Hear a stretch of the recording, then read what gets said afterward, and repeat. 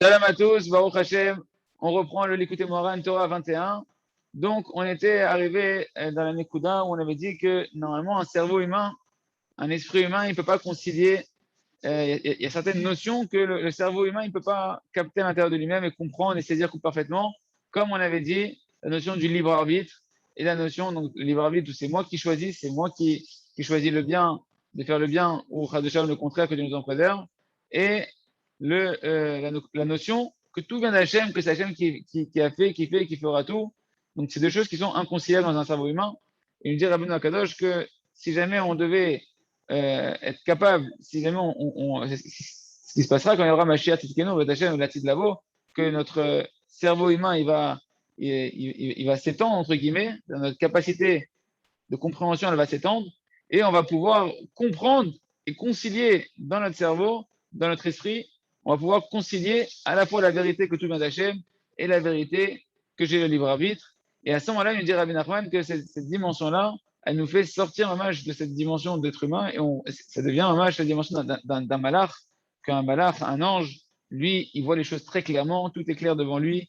Un ange, il n'a pas de libre arbitre. Un ange, il voit Hachem, il sait que tout vient d'Akadosh Baruch Hu, et donc on servira à Kadosh Baruch Hu comme dans une dimension de malach, mais il n'y aura plus le mérite du libre arbitre.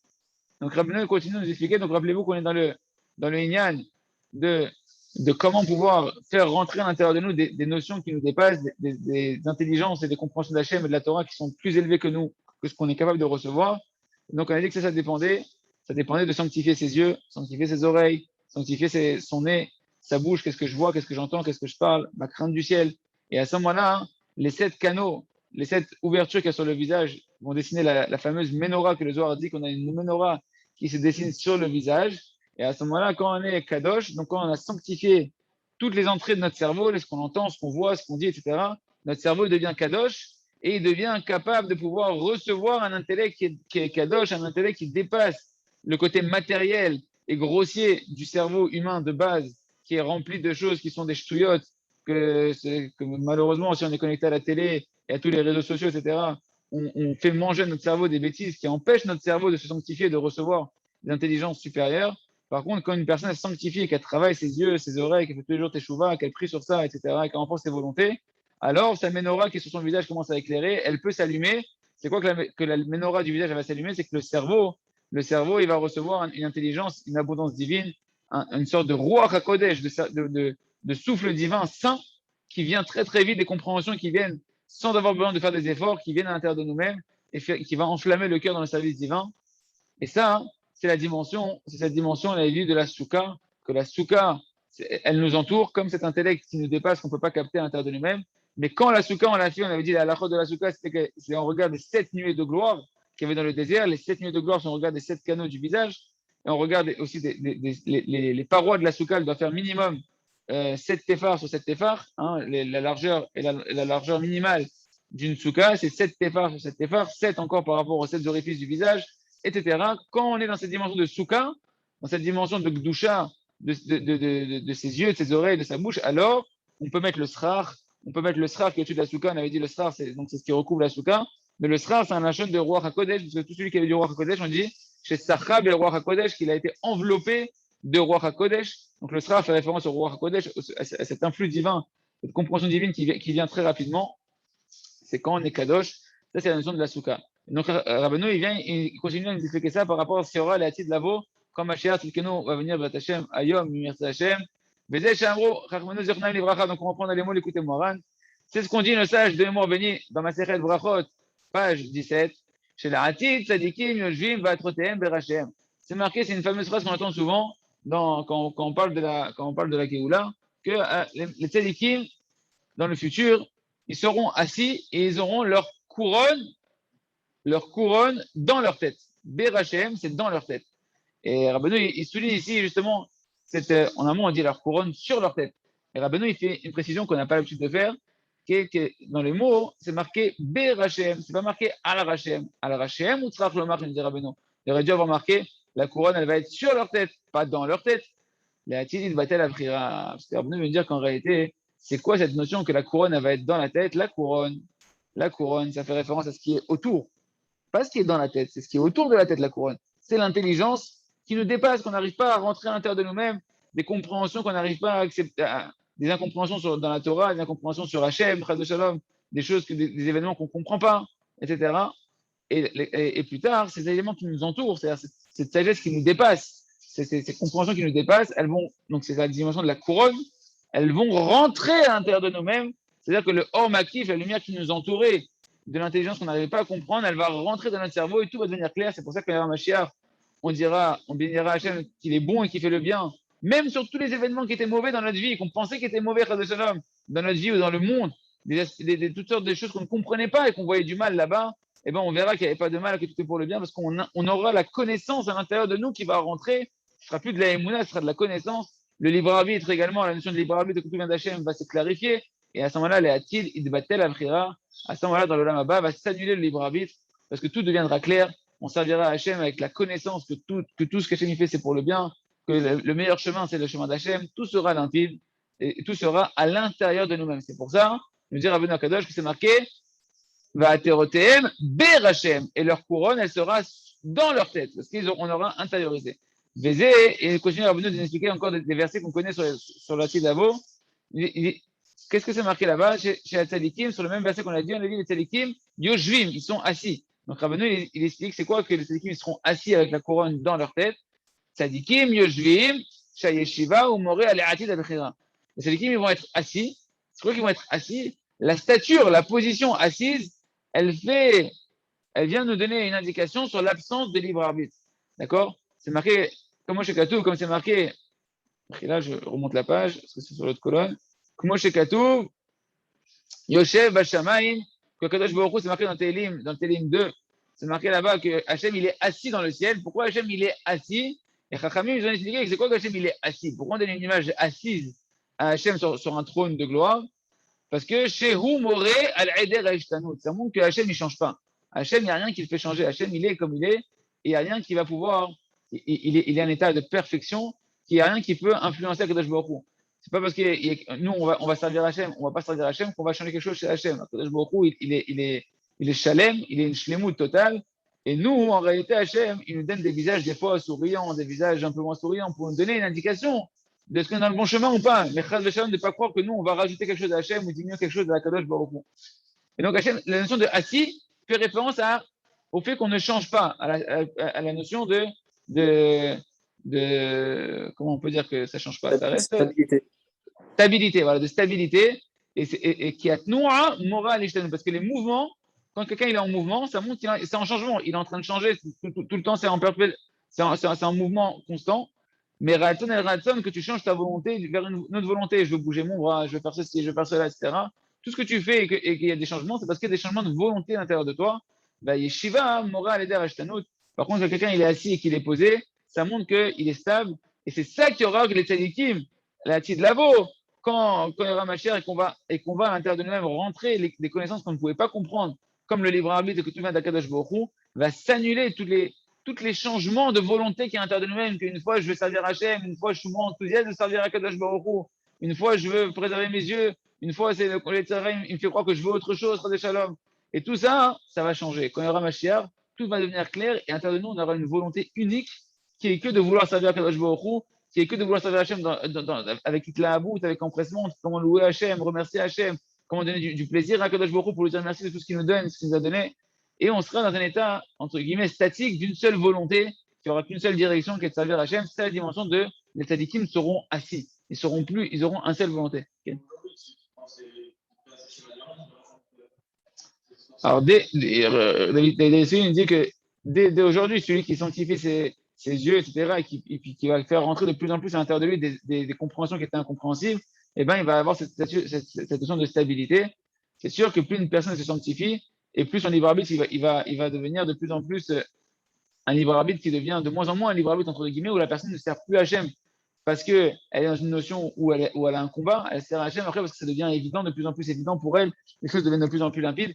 Et c'est pour ça, on a dit, hier, on parlait de Rabbeinu Akadosh, que chaque fois qu'il commençait à servir Hachem dans une avodat Hachem, au début, c'était très difficile pour lui. Pourquoi? Parce que les tzadikim, ils veulent être dans une dimension de libre arbitre. Ils demandent à Akadosh Baruch Hu, ils arrivent à un niveau de conscience d'Hachem où pour eux, ça devient tellement limpide que il n'y a plus de mérite pour eux. Ça y est, les choses elles sont claires devant eux. Donc les tzadikim, au Kertov, les tzadikim, Ils veulent les tzadikim quoi? Hachem, remets-moi s'il te plaît dans une notion terrible. Pour nous, c'est des choses terribles. Mais pour les tzadikim, ils veulent dans des notions où il y a de l'obscurité, où il y a des épreuves. Pourquoi? Pour avoir à leur niveau à eux encore des efforts de libre arbitre, parce que pour eux, les choses elles sont tellement claires que si tu leur mets pas un niveau d'épreuve très très élevé, pour eux, ils sentent qu'ils servent Hachem de manière évidente, comme si ils sont en plein jour. Il n'y a pas de, tout est clair devant eux. Donc tu vois que les tzadikim, ils voulaient servir Hachem b'midat hadin. C'est qui voulait servir Hachem avec Hachem, il se comporte avec eux avec de la rigueur. Pourquoi? Parce que dans la rigueur, c'est l'obscurité. L'obscurité, c'est la dimension où justement tu as des incompréhensions, tu as des perturbations, et tu as un libre arbitre qui s'exerce de vouloir servir Hachem, ou Chadesham le contraire. Mais donc, quand il y aura Mashiach, tout ça, ça va s'arrêter. Même à notre niveau à nous, tout va devenir clair et limpide. Donc, il dit le Rav, Hachem, donc chez Hachem, il n'y a pas de changement de volonté. C'est ça qu'Hachem, il est assis dans le ciel. C'est la notion de stabilité. Et donc, pour les tzadikim qui seront assis, ça nous amène de dire, comme on a dit, que dans le monde futur, il n'y aura pas de possibilité de libre arbitre de changer sa volonté. Ben, c'est le bitul abechira. Ce sera l'annulation du libre arbitre. Parce qu'il y a seulement celui qui a le libre arbitre qui peut changer sa volonté d'un endroit vers un autre. Ok, c'est ça la dimension que, pourquoi il n'y aura plus de libre arbitre? Parce que leur couronne, elle sera rentrée dans leur tête. C'est quoi leur couronne? C'est les makifim. C'est les notions spirituelles de compréhension d'Hachem, les asagot qu'on peut avoir, les perceptions qu'on peut avoir d'Hachem, qui sont incompréhensibles et qui vont rentrer à l'intérieur de notre cerveau, qu'on va capter. D'où on voit que les couronnes font référence à ce qui nous entoure. Déjà, une couronne, Atara, ça veut dire une couronne normalement, mais il dit ici, le Rabbeinu, il nous ramène un verset où on voit que Shaoul Banashav Otrim El David. C'est marqué que Shaoul et ses hommes, ils ont entouré David, ils ont encerclé David. Le mot encerclé ici est représenté par le mot Otrim, pour nous dire que Atara, c'est la notion de ce qui entoure, que les Sadikim, ils auront Aterem Beroshem, ce qui les entourait. Aterem, Otrim, c'est pareil. Donc, les notions qui les dépassaient, qui ne comprenaient pas, comme le libre arbitre et la connaissance que tout vient d'Hachem, eh bien, Atara, ça va plus simplement les entourer maintenant, ces notions-là. Berachem, elles seront dans leur tête, elles seront assimilées. Berachem, Velo al Rachem. Donc, ces notions-là seront dans leur tête et non pas sur leur tête. C'est-à-dire que les compréhensions qui nous dépassaient, qui nous entouraient, elles vont rentrer à l'intérieur de notre cerveau, elles vont être transformées, cette lumière qui était une lumière qui nous entoure, va devenir une lumière intérieure, or pnimi, une lumière intérieure. Et à ce moment-là, vous rentrez dans notre cerveau tous les intellects, toutes les sortes d'intelligence que le cerveau humain dans ce monde-là ne pouvait pas comprendre. Dans le monde futur, elles vont rentrer à l'intérieur, elles vont être quelque chose qu'on va saisir, qu'on va comprendre de manière claire, comme 1 plus 1 égale 2, ça va devenir pour nous tous, ça va devenir limpide. Dans les facultés intellectuelles, et tu vas les comprendre, tu vas les connaître, tu vas faire un avec ces notions-là, tu vas les percevoir parfaitement. Et à ce moment-là, on sortira de la définition du statut de l'être humain et on montera dans le statut d'un malach, d'un ange, il va s'annuler le libre arbitre pour chacun d'entre nous. Et c'est pour ça, on comprend bien ce qu'a dit la Masechet Sachim, qu'à la fin des temps, Akadosh Baruch Hu, il sera un, qu'on l'aura Hachem, qu'il est bon et qu'il fait le bien. On ne fera qu'une seule louange à Hachem sur tous les événements que l'on va vivre, c'est qu'Hachem, il est bon et qu'il fait le bien. Parce que dans ce monde-là, comme c'est un monde où il y a du libre arbitre, où il y a de l'obscurité, où il y a des incompréhensions, où il y a beaucoup de choses qui nous dépassent au niveau de notre intelligence, alors on dit Hachem, quand il y a des événements qui nous paraissent à nos yeux dans ce monde-là, des événements mauvais, on dit Hachem, il est un juge de vérité. Béni soit le juge de vérité. Baruch Dayana Emet, Aval, la Lavo, Koler Mashiach, et qu'à ce moment-là, toutes les notions qui nous dépassaient sur Akadosh Baruch Hu et sur les événements de ce monde-là vont devenir claires et vont s'intérioriser à l'intérieur de nous-mêmes. À ce moment-là, on ne fera que louer Akadosh Baruch Hu, qu'il est bon, qu'il fait le bien, et on verra véritablement que Enra Baolam. C'est ça tout le travail de la Emouna, les amis. Tout le travail de la Emouna, c'est de travailler que même si je ne comprends pas dans ce monde-là, d'avoir la Emouna que tout est pour le bien. C'est cette notion-là, parce que je sais que je ne comprends pas pour l'instant, parce que ça me dépasse. Aniobad à la Emouna, je travaille sur la Emouna et sur la conscience et sur la connaissance qu'on a reçue, que véritablement tout vient d'Hachem, tout est pour le bien. Et sur ça, j'ai cherché à remercier Hachem. Sur ça, dès maintenant, je vais essayer de travailler ce qui va se dévoiler à la fin des temps. Rabbi Nathan, dans l'écoute à la croix, il explique dans l'écoute Bukot HaShachar, à la Chagimel. Il dit que c'est vrai que c'est quelque chose que l'intellect humain ne peut pas comprendre, le lien de la connaissance que tout vient d'Akadosh Baruch Hu et qui a le libre arbitre. Mais Rabbeinu Zal nous a dévoilé ici en fait un grand yesod, un grand fondement très puissant qui nous aide sur toutes les questions qu'on peut avoir, des embrouillements sur le libre arbitre et la connaissance que tu viens d'Akadosh Baruch Hu. Il nous dit qu'en réalité, ce sujet-là, sache, détends-toi, mon ami, tu ne peux pas le comprendre. Donc arrête de te casser la tête et de vouloir comprendre, mais je ne comprends pas, et c'est pas logique, et si l'un il est vrai, l'autre il ne peut pas être vrai. Non, la tchouva, elle est simple. D'après notre séchel intellectuel de ce monde-là, il n'y a pas de réponse à cette question. Et l'essentiel du judaïsme, c'est d'avoir une émouna pshuta, une émouna une fois qui est pure, une fois qui est simple, une fois qui ne va pas chercher à remettre en question des choses qu'on sait qu'on ne peut pas concilier. Et c'est un message qui renforce chacun d'entre nous de ne pas s'occuper de tout ça. D'accord? Parce qu'il n'y a aucun être humain, en tant qu'être humain, qui ne peut percevoir parfaitement ces choses-là. On sait que Rabbi Nathan, il a expliqué, on le réexplique encore une fois pour ceux qui ne le savent pas, Rabbi Nathan, il a expliqué dans les Lechot Basar Vechalav, dans les Lechot donc du lait et de la viande, que de la manière que le lait c'est autorisé, que la viande c'est autorisé, c'est cachère, les deux ils sont séparément cachères, mais ensemble on ne peut pas les manger ensemble. C'est pareil, c'est deux notions que les deux sont vraies, tout vient d'Hachem, tout est pour le bien, c'est Hachem qui a tout fait. Tes pensées, tes paroles, tes actions, celles de ta femme, de ta belle-mère, de ton associé, de tout, c'est lui Hachem qui a tout fait.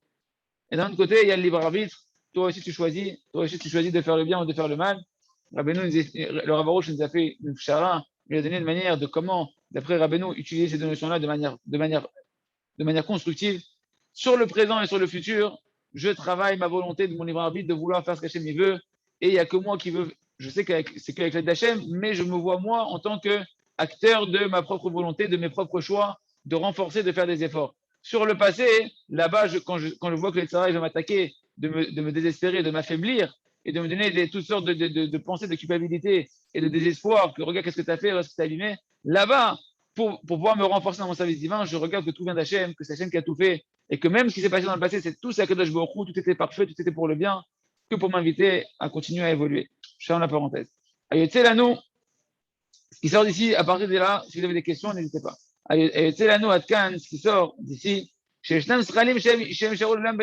aura toujours dans ce monde-là des intelligences qui resteront des intelligences qui nous entourent et qui nous dépassent, d'accord, et qu'on ne pourra jamais réussir à percevoir. Mais il y a en réalité des intelligences qui. Ah, le Rav me dit deux choses qui sont importantes. Il y a deux choses à savoir. Il y a des intelligences que tu ne pourras jamais comprendre dans ce monde-là. Des choses que tu n'auras jamais la réponse tant qu'il n'y aura pas Mashiach, ou tant que tu seras dans ton corps d'être humain. Mais il y a des choses aussi que tu ne comprends pas, qui étaient pendant un certain temps quelque chose qui va te dépasser, mais qu'avec le travail, avec la sanctification que tu vas faire, que tu vas sanctifier tes 7 nérotes, tes 7 bougies qui sont sur le visage, tes yeux, tes oreilles, ta bouche, tu pourras intérioriser et tu pourras comprendre dans ce monde-là. Vous comprenez, c'est-à-dire qu'il y a des choses qui resteront incompréhensibles, et il y a des choses, jusqu'à la nuit du Mashiach, où je qu'on parle de ce monde-là, mais il y a des choses qui sont incompréhensibles, mais qu'avec la sanctification que tu vas faire, le travail que tu vas faire de te sanctifier, eh ben, tu vas pouvoir capter et faire rentrer à l'intérieur de toi des choses qui étaient incompréhensibles. Et donc, ça, on a fini la haute Dalet, on continue avec la haute et donc, cette même dimension donc, du Shefa Eloki, du roi Hakodesh, de la Souka, c'est la même dimension que les Kiddushin, que le mariage, les Kiddushin, les fiançailles que l'on fait entre un homme et une femme. Bechinat Choupa, c'est la dimension de la fameuse Choupa. Qu'est-ce qu'on fait? On met un Khatan et une Kala, et autour d'eux, on met une Choupa. C'est une lumière qui entoure. Et d'ailleurs, la Kala, qu'est-ce qu'elle fait? Il y a un mina que la Kala vient et qu'elle tourne 7 fois autour du marié pour montrer cette dimension aussi de lumière qui entoure ce makif. Qui Shefa Eloki Anal ou Prinat Kodesh. Parce qu'en réalité, cette abondance divine que l'on a dit ici, elle a des dimensions de Kodesh. Ça dépend que tu sois Kadosh. C'est ça Kiddushin. Kiddushin, c'est la dimension de Kedusha, que tu vas sanctifier la femme, que la femme, tu vas l'interdire. C'est quoi la Kedusha? C'est une séparation. La Kedusha, c'est séparer, et en particulier, c'est mettre des barrières à tout ce qui touche les mœurs. Khamim, il dit, c'est quoi la Kedusha? Chaque endroit où tu vois une barrière face à une nudité, que tu as mis une barrière, tu as mis une protection pour t'éloigner des épreuves, de tout ce qui touche la débauche, etc., à ce moment-là, tu rentres dans la Kedusha. C'est ça la Kedusha. Il n'y a pas de Kedusha tant qu'il n'y a pas de barrière. Les Kiddushin, c'est que tu viens sanctifier la femme, tu viens mettre une barrière entre cette femme-là et tous les autres hommes du monde entier. Elle était libre jusqu'à présent, et cette femme, maintenant, elle devient la propriété, entre guillemets, vulgairement. Elle devient dédiée à un seul homme, autorisée à un seul homme, et interdite à tous les autres hommes. Donc tu mets une barrière et tu la sanctifies, entre guillemets, tu la détaches de tous les autres hommes. Et donc c'est une notion de Kedusha. Un homme, il va commencer à pouvoir être un homme qui va préserver son brit, préserver son alliance, qu'il a sa femme, Et donc, il a un Kéli, il va recevoir un Kéli qui va pouvoir faire qu'il va préserver son Brit.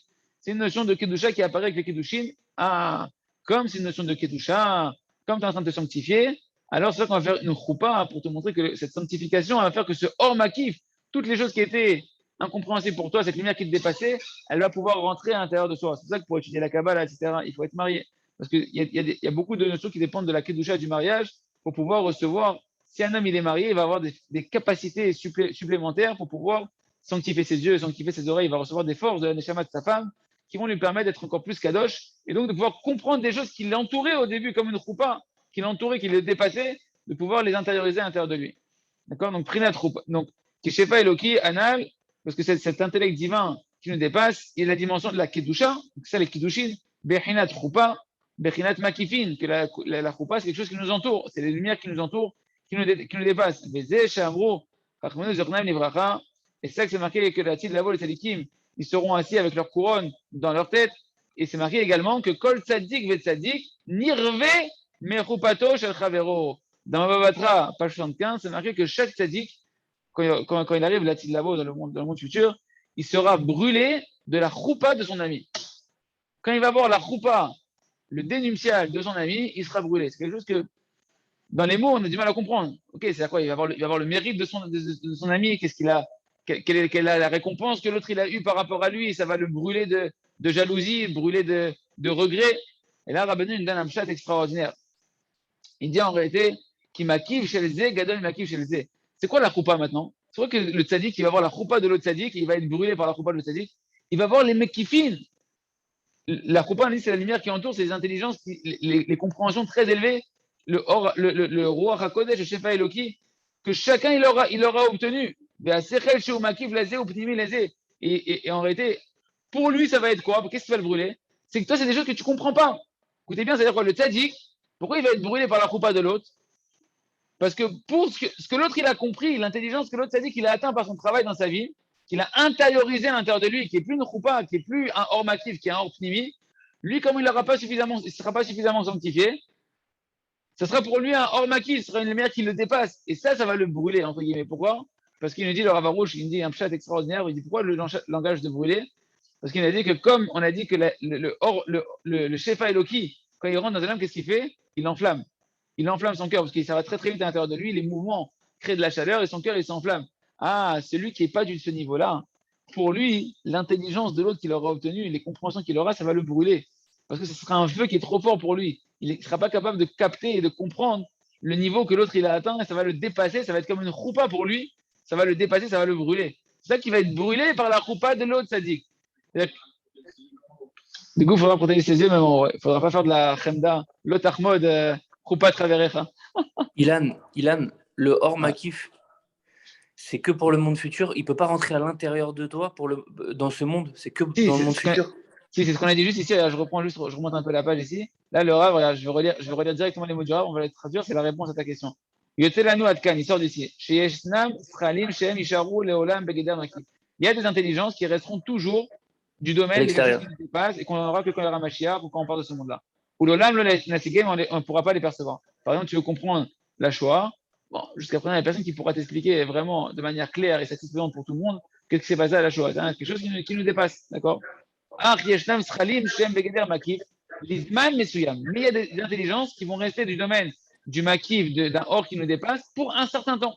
Ou que et pour ces intelligences-là, ces compréhensions qui sont temporelles, que tu peux intérioriser à l'intérieur de toi dans ce monde-là, ça va dépendre de comment tu vas te sanctifier.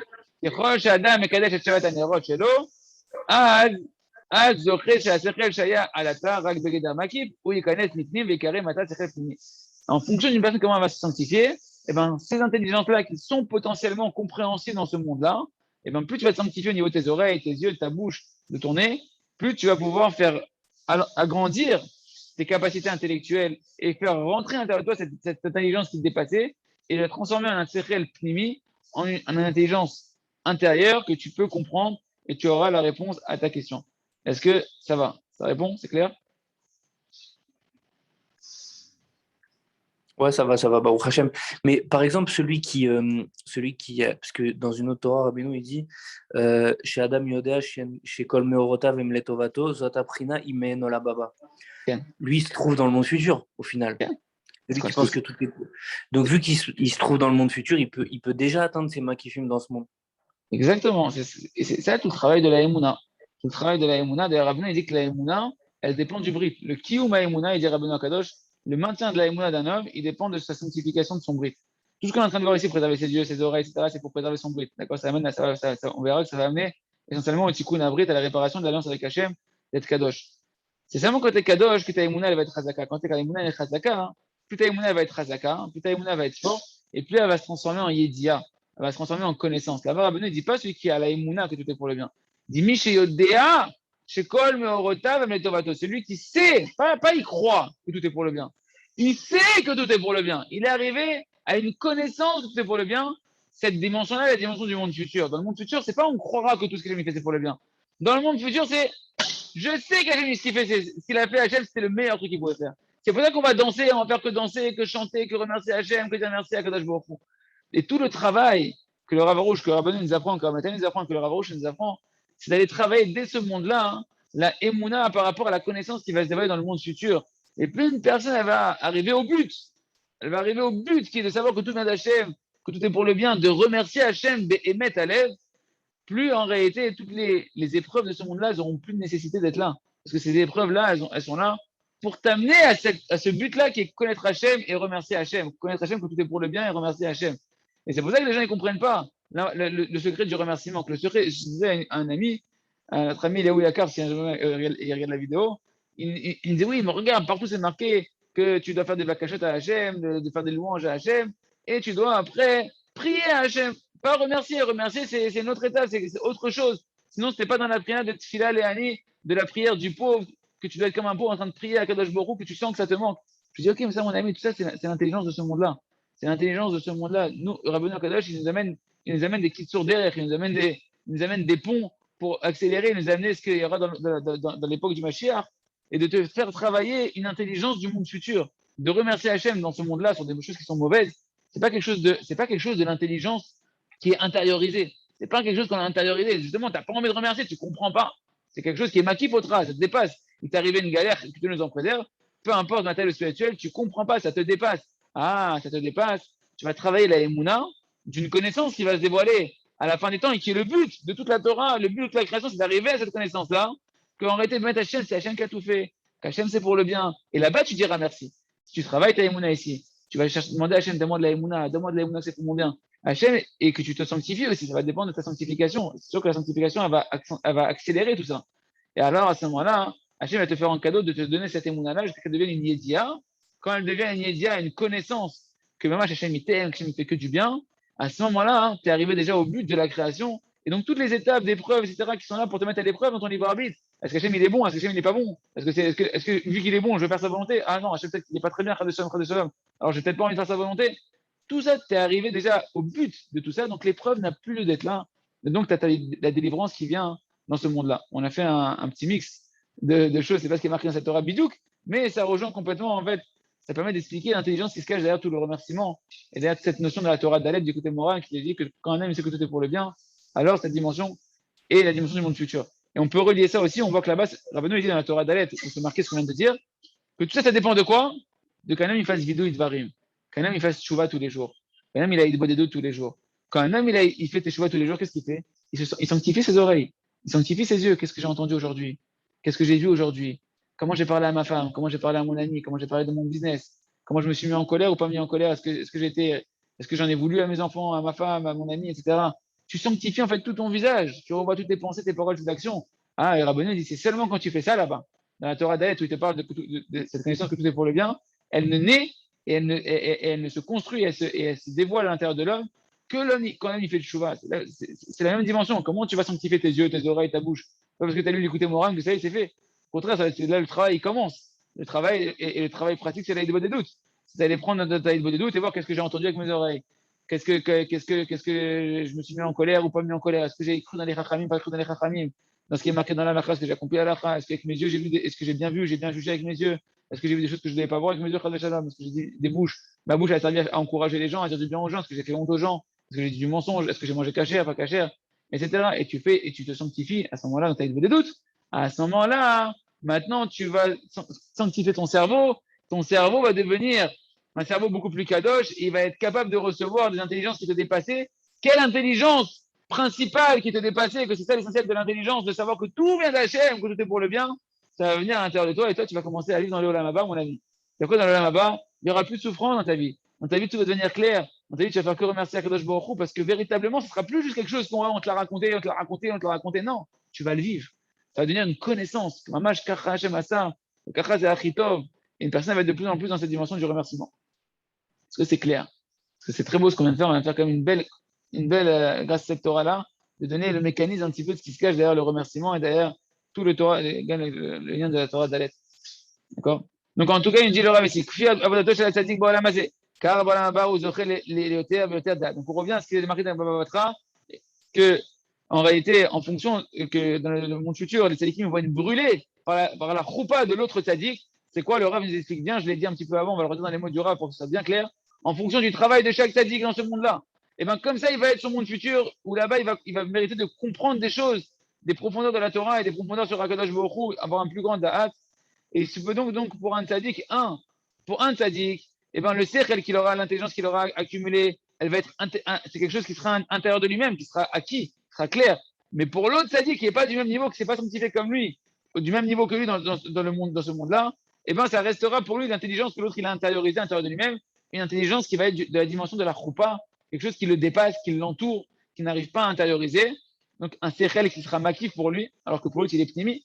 Et c'est ça l'explication du Rav qui va être brûlé par la choupa de son ami. Pourquoi brûler? Brûler, ça vient de la notion de chaleur. Car comme on l'a dit, Rabbi Nachman nous a expliqué que lorsque l'intelligence, elle est très grande et qu'elle va très vite dans le cerveau d'un homme qui comprend les choses très rapidement, ça entraîne de la chaleur dans le cœur, parce que la chaleur dépend des mouvements, de la rapidité des mouvements. Et même dans le cerveau, quand tu vas réfléchir très rapidement, ça te donne de la chaleur dans le cœur. Et donc c'est ça la dimension qui va être brûlée, par l'intelligence de l'autre. Le tzaddik qui est du plus petit niveau, il va être brûlé par l'intelligence du tzaddik qui est plus haut que lui, parce que le tzaddik qui est plus haut que lui, son intelligence, ça va tellement vite que ça crée une chaleur que pour lui, il n'est pas de cette dimension-là, et ça va le brûler. Mais la reine, c'est pour ça que les ils ont marqué la notion de brûler. C'est un rouge qui vient dit le Rav du commentaire de Yikut Moharan qui s'appelle par Perot, la Chorma. Et le Rav dit on peut faire encore d'autres allusions. Viesh Lermosh, chez Gam, Hashem, Roucham. On peut dire que c'est ce qui est marqué là-bas dans les paroles de Chachamim. Comment c'est marqué là-bas? Bagmara, Amar Rabbi Yochanan, Atil Akadosh Baruch Hu, la Sot, Sheva Chupot, Lechosh Tzadik Tzadik. Ouais. C'est marqué là-bas dans la Gemara que Rabbi Yochanan, il a dit combien de chupot il va y avoir chaque tzadik? 7 chupot. Pourquoi 7 chupot? On comprend maintenant. Parce que la choupa, le hors makif, il dépend qu'il va devenir un hors pnimi en fonction de comment tu vas sanctifier les 7 entrées du cerveau qui entourent ton cerveau, tes 2 oreilles, tes deux yeux, tes 2 narines, ta bouche qui font 7. Et donc plus tu vas sanctifier ça, et plus tu auras des chupot qui vont devenir intérieurs, tu vas comprendre les intelligences qui te dépassaient. Ok, c'est pour ça qu'on fait les jours de 7 brachot, les Sheva brachot, les 7 jours de festin qu'on fait au Khatan et à la Kala après le mariage. D'accord? On leur fait 7 jours. Pourquoi 7 jours? C'est la même dimension que la Choupa. Après la Choupa, cette lumière qui nous entoure, qui dépend de la sanctification de cette nérote, de cette entrée du visage. Et bien, comme ça, hein, une personne va pouvoir faire que la Choupa elle devient pnimi. Et bien, pareil, c'est ça qu'on va leur faire 7 jours de sanctification. Parce qu'au moment de la Choupa, il descend sur un homme, il dit le Rav, Michet Choupa, il descend sur un homme, sur le Khatan et la Kala. Cette abondance divine extraordinaire, cette joie qui tombe sur l'homme et la femme, elle vient de ce Sechel Eloki qui tombe sur le Khatan et la Kala. Mais cette intelligence, elle est que de la dimension de Choupa. Le jour de la Choupa, ça reste encore une intelligence qui nous entoure, qui entoure le Khatan et la Kala, qui les dépasse, qui est trop élevée pour eux. Anu Prinat, Shivat Anerot. Et donc, il va falloir que maintenant, ils vont sanctifier le Khatan et la Kala pour que cette Choupa, cette lumière qu'ils ont reçue d'Hachem, qui les entoure, pour qu'elle vienne intérieure. Il va falloir qu'ils sanctifient leurs 7 nérotes, leurs 7 bougies de la menorah, qui sont les yeux, les oreilles, la bouche et les narines. Que par eux, par la sanctification de ces nérotes-là, la lumière qui les dépassait, l'intelligence qui les dépassait, qui les entourait, la choupa, elle va rentrer à l'intérieur du Khatan et de la Kala de leur compréhension. Et c'est pour ça qu'on fait au Khatan et la Kala 7 jours de Mishté, où là-bas on va faire des Sheva Brachot, on va faire des Brachot, d'accord, pour donner la capacité au Khatan et la Kala de se sanctifier, leurs 7 nérotes. 7 jours, on regarde les 7 nérotes, les 2 yeux, les 2 oreilles, le nez et la bouche, et que si les Khatan et la Kala, ils se servent de ces 7 jours-là pour se sanctifier, eh ben, ils mériteront de recevoir un Shefa Eloki. C'est marrant parce que ce qu'on peut voir ici, Hachem me donne, il me donne un petit lien, hein, Hachem, que si tu regardes bien la Kedusha, hein, tu vois qu'elle est dépendante de la Simcha. Il faut que le Khatan et la Kala, on les met dans un état de Simcha qui leur donne la capacité de se sanctifier et donc de comprendre les choses. Et tu vois que c'est la dimension même de Simcha Bet HaShoeva, où le roi HaKodesh, la prophétie à l'époque du Beth Amikdash, on l'a puisé à Sukkot en faisant la joie, en dansant au Beth Amikdash. Et qu'est-ce qu'on allait puiser là-bas grâce aux danses? Le roi HaKodesh. Mais donc pourquoi je vous dis ça? Parce qu'ici, Rabbeinu ne parle pas de la Simcha ici, Dafka, de manière explicite dans cette Torah-là. Mais à travers les Shevat HaNishté, tu vois la notion de Shevat HaNishté, il nous parle de Souka. Souka, c'est quoi Souka? Souka, c'est la fête où c'est marqué Vesamarta, Vechagecha, Vaïta, Arsamer, tu te réjouiras et tu seras que joyeux. Le Khatan et la Kala, on les met dans 7 jours de joie pour qu'ils puissent sanctifier les 7 entrées de leur visage et pouvoir intérioriser la lumière de la choupa qui était extérieure à eux, qu'elle devienne une lumière intérieure. Donc tu vois que la simcha, et Rabbeinu nous dira que celui qui est besimcha, Hachem lui-même, il lui préserve son brit. Vaya, Ekev Tishmeoun, là-bas, il dit Rabbeinu dans cette Torah, là-bas de Vaya, Ekev Tishmeoun, que si jamais tu es besimcha, Ve'ayam, il Hachem simcha, alors Hachem, c'est la suite du verset là-bas, qu'Hachem, il va te préserver ton alliance, il va te donner la capacité de pouvoir. Quand tu es Bessimcha, tu as envie de servir Hachem, tu n'as pas envie de te détacher, tu n'as pas envie d'entendre des ch'touillottes, tu n'as pas envie de voir des ch'touillottes qui vont te détacher d'Hachem. Tu as envie de rester connecté avec Hachem, dans la Simcha, d'être avec Hachem. La Simcha, c'est la force qui t'aide à se sanctifier. Et quand tu es de Bessimcha et Bekdusha, alors tu peux recevoir comme la Simcha Vatasheva, tu peux aller puiser le roi HaKodesh. Et c'est ça le but de cette Torah-là, de nous apprendre comment puiser le roi HaKodesh. Mais Shivat, Yeme, Avelut, et c'est aussi que Dieu nous en préserve, la notion des 7 jours de deuil qu'une personne doit prendre, que Dieu nous en préserve, Rachmana l'Islam, chez Metablin Alav, Ashinistalek, Nishmato, on prend le deuil, que la Neshama du défunt, elle est partie, que des chez Nishmato, Léor Apanim, pour que la lumière de ce défunt, elle retourne dans la lumière du visage d'Hachem, elle est des Shivat Yemim Elou, pas ces 7 jours-là, où on va prendre le deuil, ouais.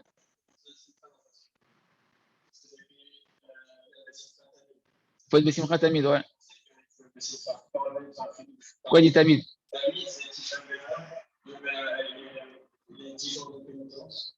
Et ça, tu mets Chouva?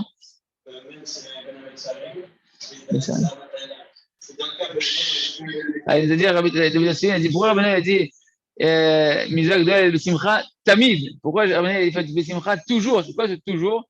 Il dit, en fait, dans le mot Tamid, il y a une allusion au jour où habituellement, là-bas, tu as du mal à être Bessimcha et tu crois que là-bas, même c'est une mise à d'être triste. C'est jamais une mise à d'être triste. Comprenez bien, c'est jamais une mise à d'être triste. Même quand pour un deuil que tu préserves, il y a une yann de un velout, c'est par respect pour le mort et pour éveiller s'introspecter. Il n'y a pas une mitzvah d'être triste. Il n'y a pas une mitzvah d'être triste. C'est une autorisation d'être triste. On te permet certains jours d'être triste parce que tu es un être humain et que en tant qu'être humain, hein, c'est difficile. Donc on te permet d'être triste. Il n'y a pas une mitzvah d'être triste. Même à Tisha B'Av, il n'y a pas une mitzvah d'être triste. D'accord? Et donc il dit que comment on peut être Besimcha Tamid? C'est quoi Tamid? Tamid, c'est Tisha B'Av. Tav, c'est Tisha B'Av. Le même, c'est Metzarim. Ben Metzarim, c'est les fameuses 3 semaines où là-bas on prend le deuil de la destruction du Beth Amikdash. Donc ça, c'est Metzarim. Après, Tamid, Yud, c'est la Seret Tchouva, où les gens, des fois, ils sont un peu rastra dans les 10 jours de Tchouva, ils croient que c'est 10 jours de rastra entre Rosh Hashanah et Kippour parce qu'ils ont peur du jugement. D'accord? Et Dalet, c'est les Arba Ta'aniyot, les 4 jeunes qu'on a dans l'âme Israël, où là-bas, ça fait référence à des événements qui étaient difficiles. Et donc, là-bas aussi, il faut s'efforcer d'être B. Simcha. On finit avec le commentaire du Rav, juste pour comme ça, on pourra continuer demain, Beth Hashem, qui est à Banim. Donc, pourquoi on doit prendre 7 jours de deuil pour le départ d'un homme? Que Dieu nous en préserve, parce que les enfants d'un homme, en réalité, ce sont son cerveau. Comme Rabbeinu nous explique, le Zohar nous explique que la semence d'un homme, elle provient de son cerveau. D'accord? Un homme, il conçoit son enfant d'abord dans ses pensées. Et eux, ils peuvent réparer le cerveau de leur père qui est défunt, de leur parent qui est défunt, même après le départ du père, un enfant, s'il se sanctifie au niveau de ses yeux, ses oreilles, de sa bouche et de ses narines, qui sanctifie son cerveau, eh ben, il va réparer le manque de sanctification du cerveau de son père, ce qui a empêché son père d'avoir la lumière qu'on avait dit, le or apanim, la lumière du visage, la lumière de la menorah. Eh ben, on peut encore réparer ce or apanim des parents dans ce monde-là quand l'enfant il se sanctifie, parce que l'enfant il provient du cerveau. La semence qui a fait naissance, qui nous a donné naissance, ça provient du cerveau de nos parents. C'est pour ça qu'il y en a qui sont beaucoup plus naturellement dans la Gdoucha et d'autres un peu moins. Ça dépend de comment ils ont été conçus par leurs parents. Mais attention, il ne faut pas en vouloir aux parents parce que tout ça, c'est programmé par Akadosh Baruch Hu. Chacun, il est conçu de la manière que sa Neshama, elle doit arriver avec le corps qu'elle doit avoir, les épreuves qu'elle doit avoir en fonction de ses Gilgulim. il n'y a pas d'erreur. Ok. Et donc, ça se fait d'après dans les 7 jours de deuil, où là-bas, eh ben, ces 7 jours de deuil, si on regarde les 7 nérotes du visage, et ainsi, même le niftar, celui qui est mort, qui est parti en tout cas que Neshama est parti, il peut recevoir encore un or à panier. Khazak, on s'arrête là pour aujourd'hui au Hachem, et demain, on verra le lien, comment Rabbi Nachman il va nous faire le lien avec tout le lien du hiboum, de la khalitza. Hein, le hiboum et la khalitza, ça sera un sujet qu'on verra demain, quand elle doit cracher au visage du frère qui ne veut pas se marier avec la femme de son frère qui est mort, qui n'a pas donné d'enfant. On verra ça demain, Hachem, Khazak, Benit Khazak.